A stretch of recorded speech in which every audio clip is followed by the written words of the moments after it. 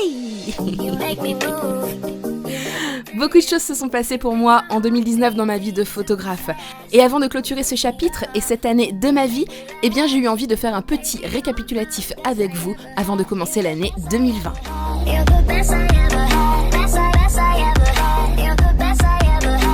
Tout a commencé en janvier par un défi. Et oui, encore un. Vous savez à quel point j'aime les défis. Alors inévitablement, en tant que photographe, je ne pouvais pas passer à côté du célèbre projet 52. J'ai donc commencé à photographier, un shooting, une photo par semaine, rien de vraiment préparé. L'objectif, c'était de commencer à réfléchir à ce que je pouvais bien raconter en tant que photographe-auteur. Et puis, à ma grande surprise, quelques mois plus tard, j'ai reçu un message sur Instagram. Un message qui venait du directeur des expositions du grand festival de Vincennes appelé Le Vif. Il venait d'avoir un coup de cœur sur mes photos et souhaitait exposer ma série au festival le mois suivant.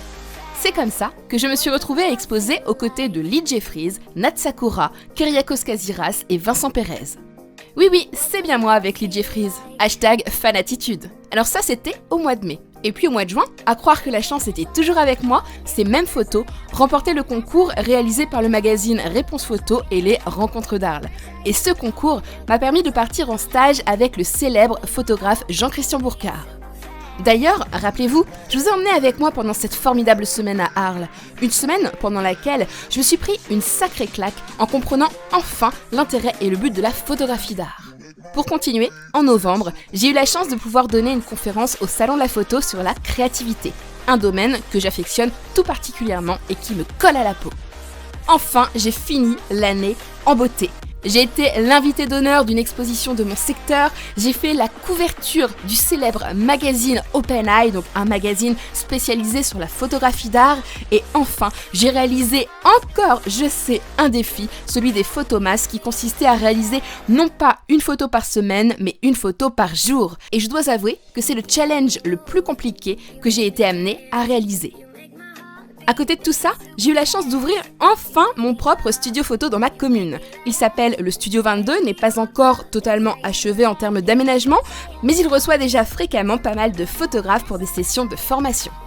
Et puis il y a ça aussi, je suis devenue une star d'un jour puisque 2 réalisateurs québécois sont venus à Doudeville, oui, à Doudeville, pour réaliser un superbe documentaire sur moi, sur mon travail, sur mon blog, sur ma chaîne YouTube qui comptabilise d'ailleurs depuis quelques jours 15 000 abonnés.